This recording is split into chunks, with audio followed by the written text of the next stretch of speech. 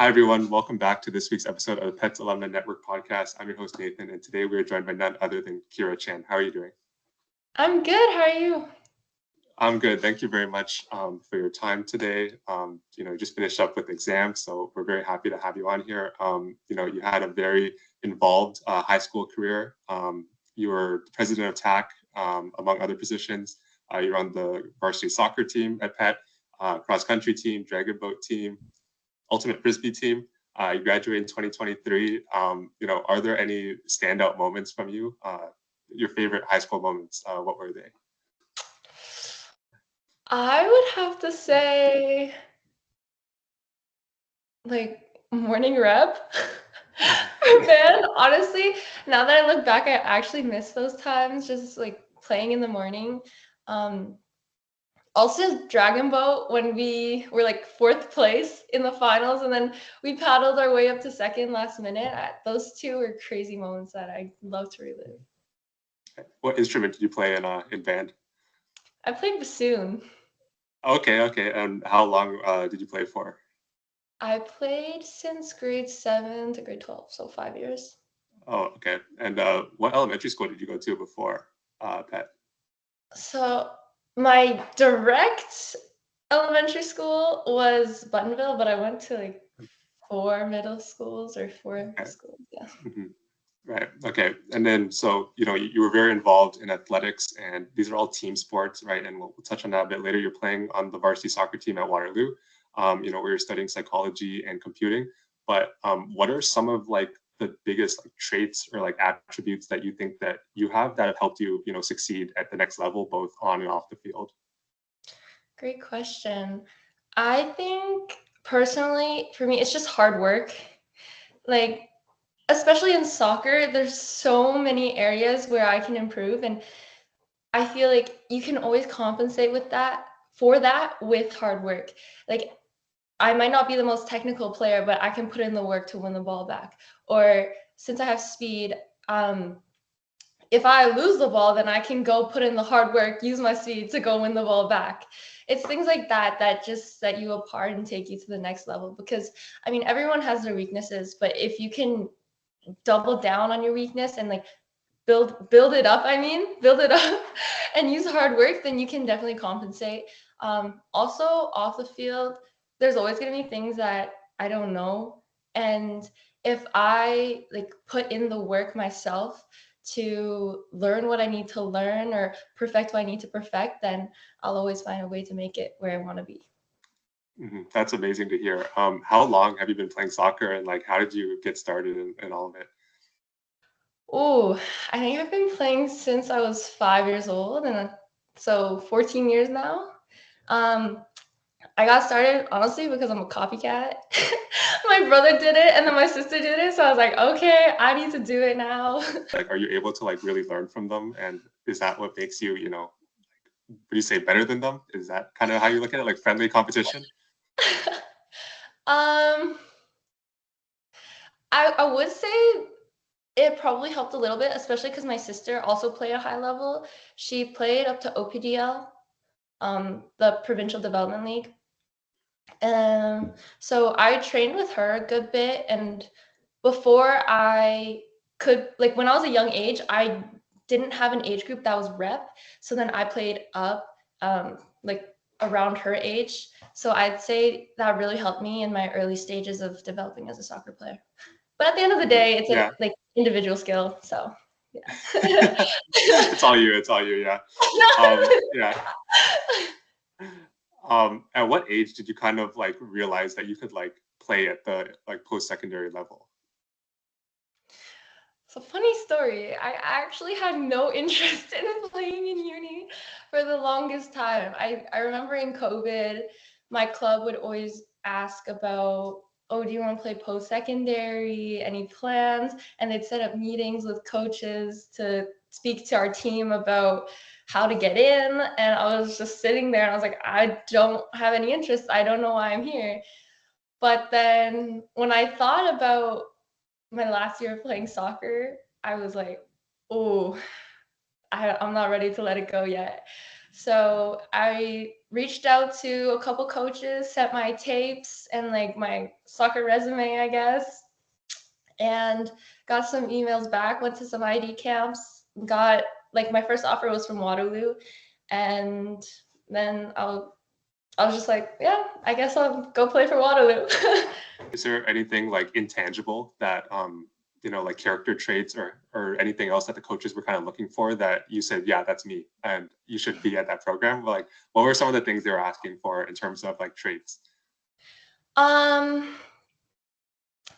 say they look a lot for communication, especially at my school. Well, during our ID camp, he told us that you need to be vocal on the field. And that's something that I was used to doing. So when I showed up to the ID camp, I was kind of in my own space and I was like, yeah, like I know how to do this. I'm good with it. Also, he wants to see people with heart, people with drive, and people who want to put in the work to succeed on the field. And as I mentioned before, that's something that stands really close to me. And I was I was elated to be like, yeah, I can put in the work. So, when it came time to, you said you got an offer from Waterloo, where you're at now. Like, did you kind of decide on the school first, or did you decide on the program first? Like, how did your recruitment process kind of go as it related to being a student athlete? There was no clear order for me, honestly. It was all a huge mumble jumble. I I have no clue what I wanted to do, and back then I also had no clue. So I saw Waterloo's co-op program, and I was like, well, if I go to co-op, I can try out a bunch of different jobs, do what I want to do, try what I want to try, see what I don't like and what I like. And then that way I can figure out what I want to do in my future, because I don't want to commit to a program where I'm locked in and I have to follow that path for the rest of my life, or I have to do another undergrad to do something else. So at Waterloo, I chose it for the co-op program, but also because arts and business is so general that I can change my major to whatever I want it to be. Like in the beginning of my second year, I was actually an econ major, and then I decided it's not something that I really want to be. So I switched it over to psychology because psychology has always been something that I've been really interested in.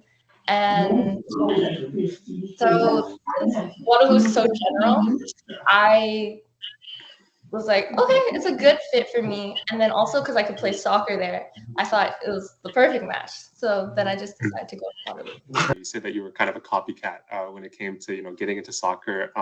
Did either of your siblings' decisions on like post-secondary kind of come into play for you when you were deciding? Yeah, actually. My brother was also at Waterloo for GBDA, and that's probably why I honed on Waterloo the most. Um, I kind of chose a sibling program of that, which is ARBIS, Arts and Business. Yeah, I saw what he was doing and I thought it was cool. And I found a program that was similar but suited me more, and that's why I headed over to Waterloo. Were there any other schools that you were considering? Yeah, I was deeply considering Western. I was in contact with the coach for a good bit, about to get the offer, and then I was actually getting pressured by Waterloo to sign really quickly. So I was trying to navigate that as well. And ultimately I just decided Waterloo's a good fit. And then you mentioned, you're really interested in psychology, and obviously a huge part of sports is psychology. Is there kind of anything that you've, used in sports as it relates to psychology? Like, what are some of the things that you do, like beforehand, or understanding your teammates, understanding opponents? Does psychology help you at all? Yeah, psychology is a huge part. Um, I'd say the most important part is the idea of self-fulfilling prophecy, because we have this mental bias, I'd say, where if we believe something could happen, then like you can make it happen. And it has a lot to do with actions on beliefs. And so I use that as in soccer a lot, especially when I'm visualizing before a game. Because if I don't think that I'm going to be able to play well, if the defender is going to take me out, if she's too fast and I can't run by her, I'm not going to put in the effort to do that on the field. Like I have to believe that I can do it so that I will do it. I'd say that's probably the largest component of psychology I use. Right. I think that's, really helpful outside of sports too, and like everyday life. It starts with really the belief that you can, and sort of related to that, what's kind of like been the biggest success that you've had, that you've fulfilled in your career so far? Honestly, I would say just getting the opportunity to play for Waterloo, it's huge. I remember walking in for the ID camp and seeing like upwards of 150 girls just lined up, dressing up, ready to play. And I was like, oh, like I didn't even want to play for the longest time. Yeah, I think just managing to snatch a position was a huge, huge accomplishment for me. Kind of on the flip side of that, we talked offline a little bit about you had an injury this past season. Is that kind of one of the bigger setbacks you've had, and how have you learned to deal with setbacks? Yeah, this is probably one of the largest setbacks I've had. Um, I was out for half a season trying to recover, and even when I did come back, I didn't come back at 100%. It'll still take me another 8 months to get back to where I was. But how I deal with setbacks is, as I mentioned before, hard work, honestly, and just having the dedication to push through all of the things that are holding me back. Like if there's pain, I need to take it as a sign, and then I need to go to physio and go get it checked out. Um, or also, when I'm injured, a huge way I deal with setbacks is by compensating in different areas. Like if I can't be training, if I can't be on my feet, then I'll eat healthier. I'll compensate like with my internals for the external. And then if I'm on the field and I'm injured, as bad as this might sound, I push through the pain. Because no one wants to get taken off the field, especially when you're injured and you're just coming back. But it's those moments when you're using your heart the most to push through the pain that I find I grow the most. Really like what you said about the first part you said, where eat healthier, things like that. Do what you can with the situation that you have. If it's like watching more game tape, for example, if you can't run, or like if you can't run, then do some other form of cardio, things like that, to really help your position. And then I think a common theme that we've had on the podcast is dealing with these setbacks and like pushing through the pain versus knowing when to stop. Is definitely a skill that I think serves people well, outside of sports as well. So we talked earlier, you were on like many different teams in high school, and you were in band, president of TAC, things like that. And then now you just focus solely on soccer, like in a school setting. Do you kind of miss, having these different outlets, or are you happier, just focusing on soccer? I think I definitely enjoy where I am right now. Soccer's a lot to balance with academics alone. In high school, I did have more time, but I think that being able to really narrow down on one thing and try to improve the most that I can is something that I really enjoy. In high school, I was just doing a bunch of different things. Honestly, it was just for the enjoyment of it. So I'd say to a certain degree, I miss it because of all the people that I got to meet while I was on those teams and all the different experiences that I got to have. But at the end of the day, soccer is my passion, and I love being able to put all my time and effort into it. That's amazing to hear. So when you were on the soccer team, obviously, you're the star player, you're gonna be at the next level after that. Whereas, let's say, for example, like ultimate frisbee, or like dragon boat team, like you're not making it to the next level necessarily, right? Did you kind of have like a different mindset going into like each, like a respective game in each of them? Like, did you prepare any differently, or like what was your attitude kind of like approaching the two? That's a great question. I'm a competitive person, to be honest. So I applied that to every team I was in. I was relentless. I was like, we need to win. I can't take an L here. Um, but I did approach it slightly differently. During school teams, I focused more on just being there for my friends and my teammates. because not all of us feel that same competitive edge, and I understood that. So honestly, I just tried to have as much fun with it as I could in high school because it's a great time to make memories. What are some like important leadership tips that you can share with us? You know, you're the president of TAC. You know, you're a leader on all these teams. What's kind of a leadership tip that you've either learned or something that you try to implement all the time? Great question as well. I'd say humility. It's so important to know that you don't know everything. And my strengths might be other people's weaknesses, and there's certainly other people's strengths that are my weaknesses. And I can always learn from other people around me, and that's how I'll grow the most, through the people who are strong and that who surround me with their strengths. Do you have anything that like you would have told your younger self in high school? Like not necessarily regrets, but any like big learning points that you would have told yourself in high school? Yeah, I'd say to step out of your comfort zone. It's important to seek the challenge and the difficulty. Do things that make you uncomfortable, like seek that discomfort. It's so important to challenge yourself in every single way. I feel like in high school, there's so many opportunities where you can grow exponentially in multiple different aspects. And I wish that in high school, I took more of my effort and time into trying to seek more discomfort instead of just like staying in my space and doing what I was comfortable with. As a student athlete, you know, you have a very busy schedule, I assume, you know, studying, you know, traveling for games, practices, team workouts, all these things. What are some tips that you have that have helped you, you know, balance your schedule? Yeah, I'd say the number one thing is to get good sleep. It's hard to do anything when you're tired, but also I'd say that it's important to prioritize as often as people say it. Um, there's definitely gonna be times when you wanna hang out with your friends, but you know that you need to put in the work today because there's a huge assignment coming up, but then there's also a game coming up. So it's important to look ahead in the schedule, see what needs to get done first, and then let everything else follow.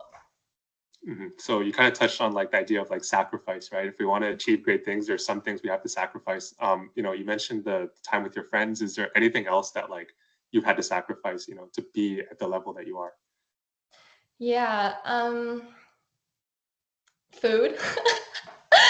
I love eating good food, but sometimes it's not very conducive to performance. I'd also say other things that I enjoy I have to give up, like watching YouTube or Netflix or reading books. Um, and I also give up a lot of time, like spending time with family, because I miss a lot of family dinners for traveling, and I don't get to go home for reading breaks sometimes if we're still in season. So yeah, there's a couple of things to give up. Do you have any role models, either you know, on or off the field for you? On and off the field. Oh, I have a huge role model on the field. Sun Hyungmin, Sunny. I think almost everyone knows about this guy. His play style is something I like to emulate.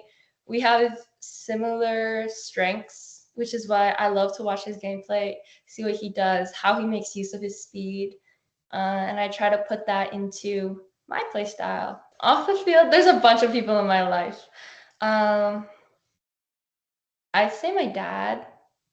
I think he's very hardworking and he always he always puts in the work to get his job done, and I think it's really cool that he loves what he does, and I that's something I want to see in my future, my love for my job. And so I'm trying to be like him. Do you watch any other sports outside of soccer in your free time? Do I watch? I watch basketball and football highlights I'm not that into it, but I do watch it a good bit. Also golf when my dad's watching it and it's on the TV, I'll take a peek. And I've also Right. been trying to get into MMA. It's a Okay. little gory, but I like the heart that they have for their sport and just being relentless in the octagon. So I enjoy Do you have watching. any do you have any other athletes outside of soccer that you like watching? Shohei Ohtani. I'm just naming all these Asian athletes, but I honestly look up to them a lot. Um, I love what they're doing and how they're changing the view of Asians in athletics, and I'm trying to do the same. Right. Okay. So we've talked a lot about, you as a student athlete, but I'm sure there's more to Kira outside of, school and sports. What are some other things you like doing? What are some things that most people, don't know about you that don't relate to soccer or school or anything like that? Um, One, I love making videos. I find it amazing and fun to capture memories. And I also enjoy reading a lot. I read psychology, which kind of relates to my program in academics, but besides psychology, I like reading contemporary literature, like books that give me an insight into other people's lives that I otherwise may not ever get to learn. I think that's super important, looking at different perspectives because, we meet so many people. Like what's kind of been like a really interesting insight into someone else's life that you didn't realize was like in the realm of possibility? It's a great question. I These are fictional people, but they're people with stories that occur in the real world.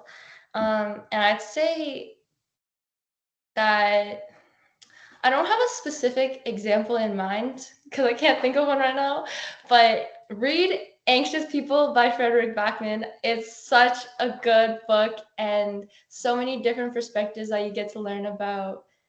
It's my all-time favorite book. So I highly recommend it. Yeah, outside of books, you mentioned YouTube, Netflix. And do you have a favorite like TV show, movie that is your go-to? A go-to.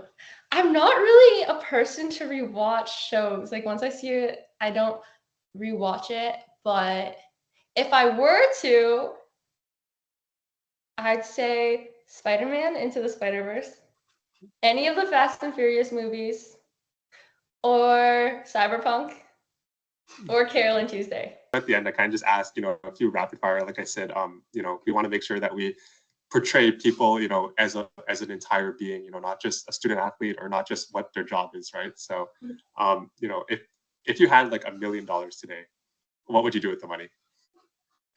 Kind of random question, but I always ask.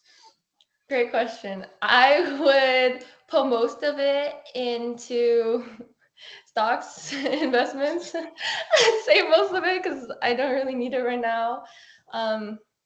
Yeah, I'd let it compound so that I have more in the future. Do you have a irresponsible answer? An irresponsible answer. Um, I'd buy a Porsche GT3 RS. That's a great answer there. That's honestly something I would say too. So I love that answer. Yeah. Yeah. So you're big into cars, I guess. Yeah, I am. Okay. I see. I love cars too. Do you have any other dream cars? I can talk about this for days. But do you have anything else on your list, that you would want? There is. Paul Walker has influenced me deeply, and I want a Nissan Skyline. Yeah. Mhm. I dream of one. Yeah, those are great. Yeah. Speaking of, the JDM culture, is there anywhere else, you'd like to travel? Ooh, I haven't been to Spain yet, and they have amazing soccer players, so I'd love to visit there someday. Mhm. Do you have a like favorite pregame warm-up song or any other song that you listen to that you want to recommend? I change my playlist every season. New season, new me type beat. But this year it's been Baby I'm Back by Kid Laroi because I just got back from my injury. So I was like, Right. Baby I'm Back. Right. Looking ahead, if we were to come back in, let's say, 10 to 15 years, and we were to say Kyra is, and there's a blank that you want to be known for, what would that blank be? Kyra is hardworking. Mhm. Something that I And really want. right. So you talked a lot about, being hardworking to reach your goals. Do you have any goals for yourself? It can be related to anything, professionally, socially, volunteer work. Is there anything that you aspire to? Yeah. There's a cause that I really want to help out. It's one of my largest goals in life. I want to help people who are homeless and then also kids who are in foster care. I think that's something that I find needs to be fixed. And when I have the platform to do it myself, that's my goal to help do what I can. Last question for you. If you could nominate a number of PET grads or any amount of PET grads, who would they be? I would like to nominate Jasmine Lau. She was the co-pres of TSAC. Also Isabella Zhu. I believe you know her. She was on women's volleyball, and she has a cool story of how she navigated where she wanted to go for university. Um, Fellow and Ivy mhm, student. Yep. yeah, Ivy student. And also, there's someone I'm thinking of. Oh, Chloe Chen. She's also at Waterloo, and she's on varsity swimming. Oh, great. That's really cool. Yeah. So to wrap it up, do you have any closing advice, words of wisdom? Work hard. It'll Right. get you far in life. Right. I think, yeah, to summarize, you said work hard, have the heart. Heart will take you many places, and, help where you can. Those are all great things. Do what you can with Yeah. what you're given, even if it's, injuries, find another way to be productive. So these are all great insights. Thank you very much for your time. And we'll see everyone next week. Thanks for watching. See you later.